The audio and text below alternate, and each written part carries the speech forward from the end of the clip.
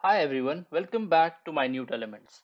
In this video, we are going to talk about another one of the important identities in trigonometry, which is known as cosine rule. In order to highlight the need for this rule, let's rewind and go back to some observations we made in the previous video. So let's get started. In the previous video, we discussed sine rule along with some interesting facts about it. If you haven't seen that one yet, I recommend please go check that one out as well. Sine rule helped us define a relationship between sides and angles of a triangle.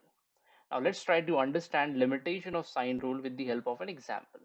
Consider a triangle over here and let's say we know side A and side B along with the angle C formed between them. And now let's say we want to find out the third unknown side of the triangle, which is the side C.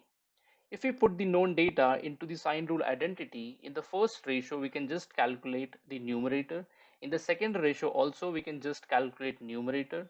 And in the third ratio we can just calculate the denominator because we do not have information about any other parameter. So moral of the story, in such cases sine rule cannot be used to solve for third unknown sides or any other unknown parameter regarding the triangle. Now such problem can be solved using cosine rule. So let's develop the idea of cosine rule. Moving ahead, let's try to rephrase the earlier question to form a more specific case. Consider a triangle in which sides A and B are known and the angle C formed between them is a right angle. That means the triangle is a right angled triangle. Now if we ask ourselves, can we find the third unknown side? That means knowing height A and base B of a right angled triangle, can we find the hypotenuse C? Now answer to this question is very well known. We can use Pythagoras theorem, which is more generally known as Pythagoras-Bodhayana's theorem. Since reference to this theorem can be found in Bodhayana's Sulabh Sutras, which were written around 1000 years before Pythagoras. Bodhayana stated this theorem in reference with a rectangle.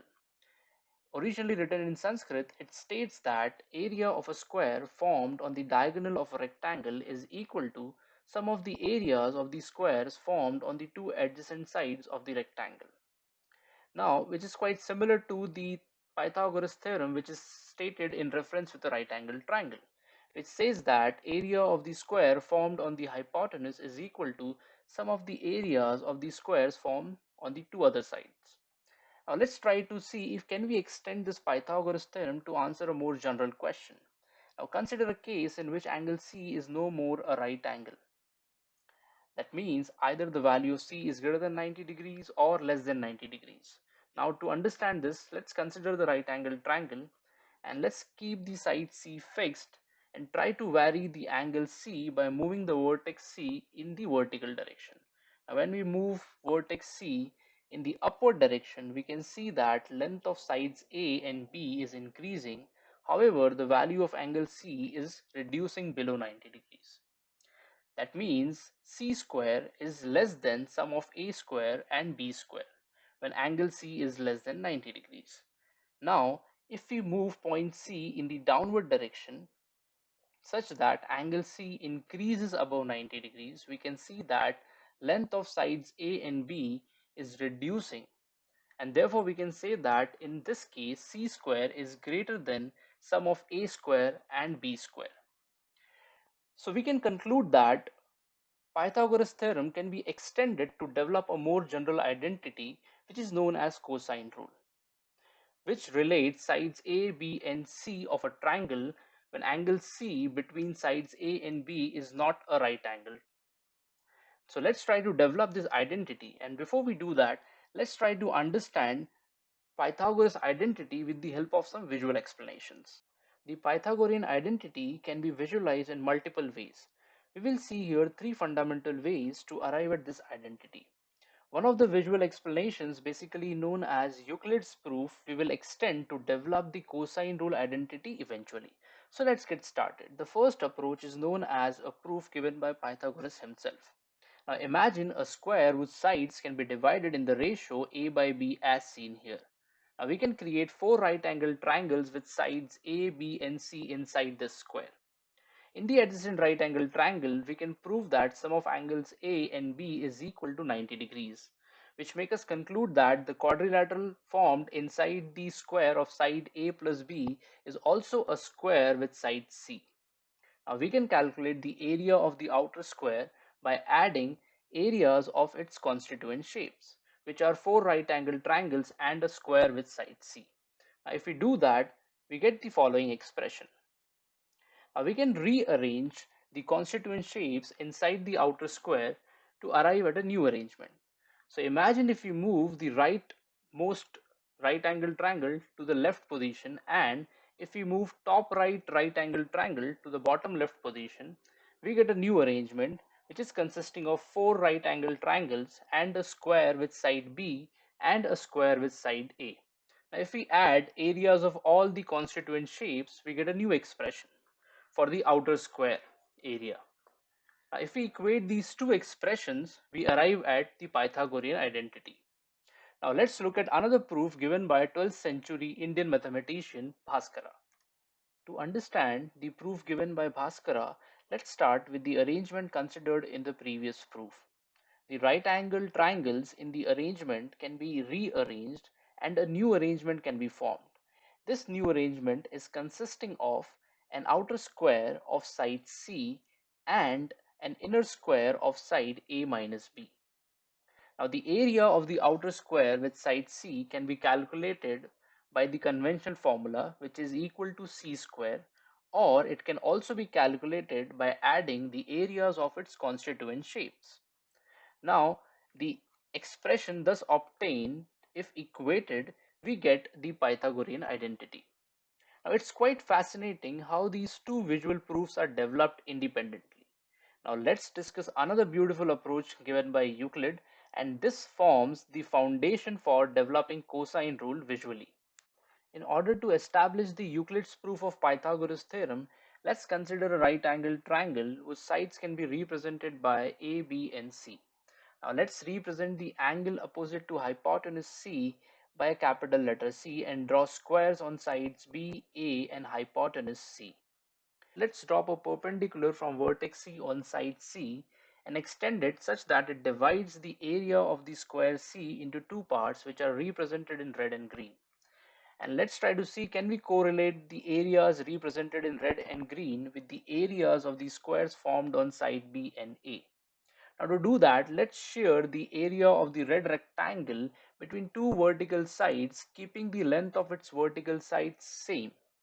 Now this process will not change the area represented in red.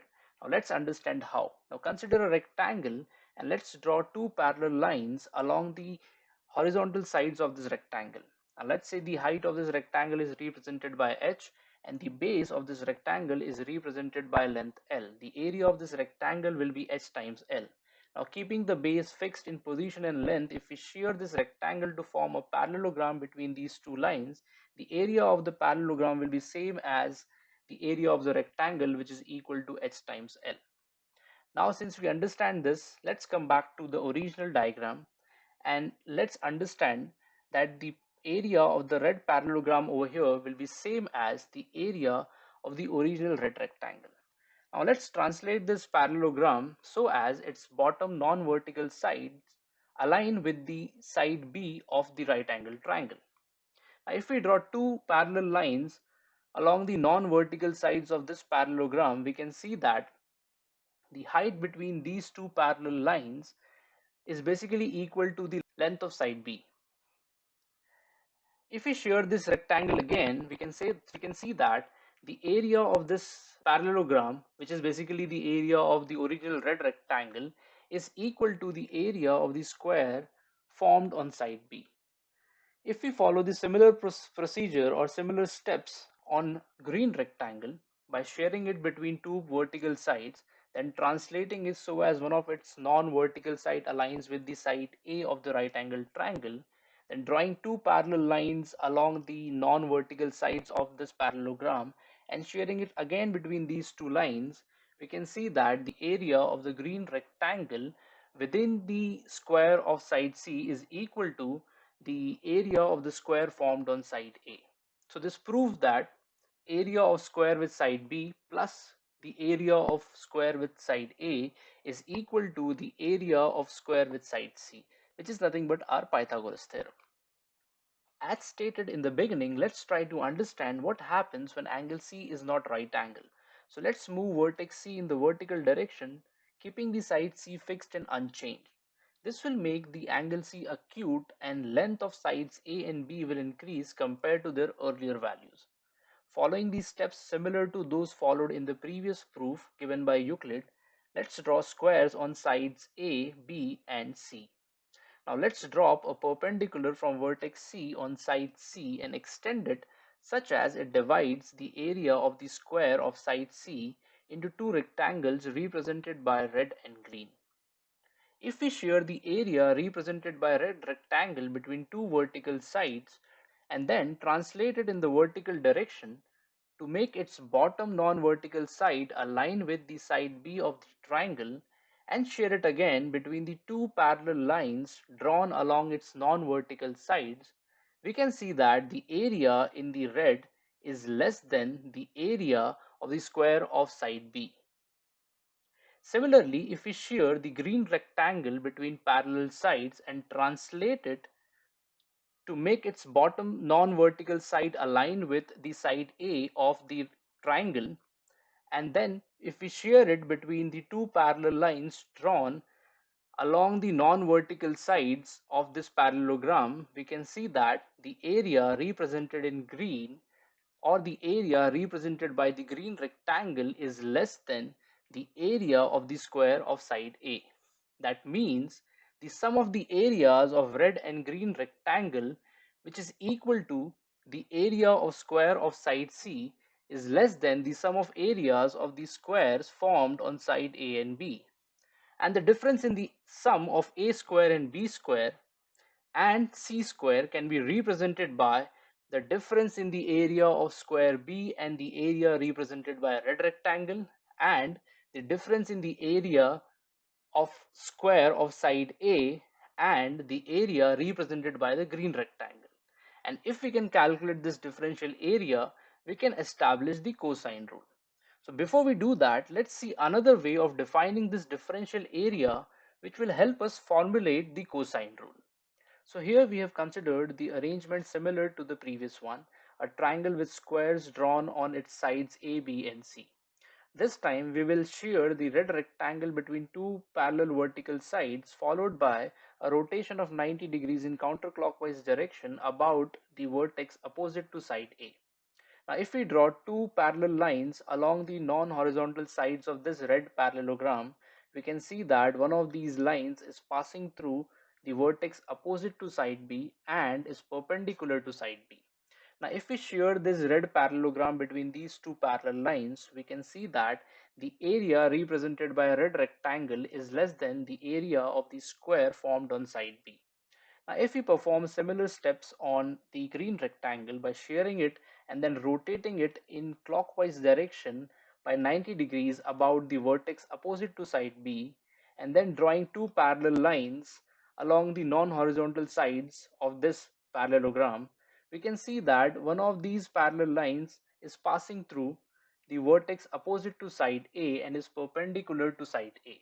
Now if we shear this green parallelogram between these two parallel lines, we can see that the area represented by the green rectangle is less than the area of the square of side A. Now the differential area is represented by brown color over here. And now let's try to understand what is the relation between these two brown rectangular areas. So let's consider one of the rectangular brown areas within the square of side B, and let's draw two parallel lines as shown and shear it so as one of its sides aligned with the side A of the triangle. Now let's rotate it about the vertex C by 90 degrees and then shear it again between these two parallel lines. Now we can see that the area represented by brown rectangles is actually equal. Now if we can calculate this differential area, we can establish the cosine rule identity. Now let's consider the brown rectangle within the square of side B. We can say that one of its sides can be represented by length B, and let us assume the other adjacent side is represented by Q. And therefore the area of this brown rectangle can be given by B times Q. Now in order to calculate Q, let's consider a right angled triangle with hypotenuse A. Now in this right angled triangle, cos of C can be given by ratio Q upon A, and therefore Q can be represented by A times cos of C, and therefore the area of this brown rectangle can be given by B times Q, which is equal to B times A times cos of C. Now let's consider the brown rectangle within the square of side A. Now we can say that one of its side is represented by length A, and let us assume the other adjacent side is represented by P. Then the area of this brown rectangle can be given by A times P. In order to calculate P, let's consider the right angle triangle with hypotenuse B. Now in this right angle triangle, again cos of C can be given by ratio P upon B, and therefore P can be given by B times cos of C. And if we substitute this value, we can get the area of the brown rectangle under consideration as A times B times cos of C. Now we again prove that the area represented by these two brown rectangles is actually equal. Now let's substitute these differential area into the relation between sides A, B and C to form the cosine rule identity. So if we substitute this, we get the cosine rule identity, which is given by C square is equal to A square plus B square minus 2 times A times B cos of C. So now as we have formed the cosine rule identity by considering a case when angle C was less than 90 degrees, now let's try to understand what happens when the angle C is greater than 90 degrees. So here I have drawn the case where angle C is greater than 90 degrees, and we can see very clearly over here that the area of red rectangle within the square of side C is greater than the area of the square formed on side B. Similarly, the area of the green rectangle within the square of side C is greater than the area of the square formed on side A. That means C square in this case is greater than sum of A square and B square. Or in other words, we can say that in this case we need to add the differential areas to the areas of the squares formed on sides A and B. So let's see if that changes the formula of cosine rule identity established earlier. So let's consider the triangle with angle C greater than 90 degrees, and let's drop a perpendicular from vertex opposite to side B on side B. Over here we can see that a right angle triangle with acute angle pi minus C is formed, and hence we can say that cos of C can be found in relation with cos of pi minus C. So let's understand how cos of pi minus C and cos of C are related. Consider the unit circle and let's mark the angle C such that C is greater than 90 degrees. We know that cos of angle C will be given by x coordinate of point B.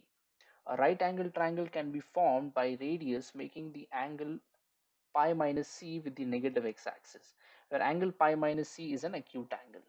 Now, if we flip the point B about vertical axis, we get a right angle triangle with radius making an angle of pi minus C with positive x-axis. The right angle triangle on left in the second quadrant is congruent with the right angle triangle formed in the first quadrant on right hand side. And hence we can say that x coordinate of B is negative of x coordinate of B dash. That means cos of C is equal to negative of cos of pi minus C. And we know that cos of pi minus C is a positive number as it is lying in the first quadrant.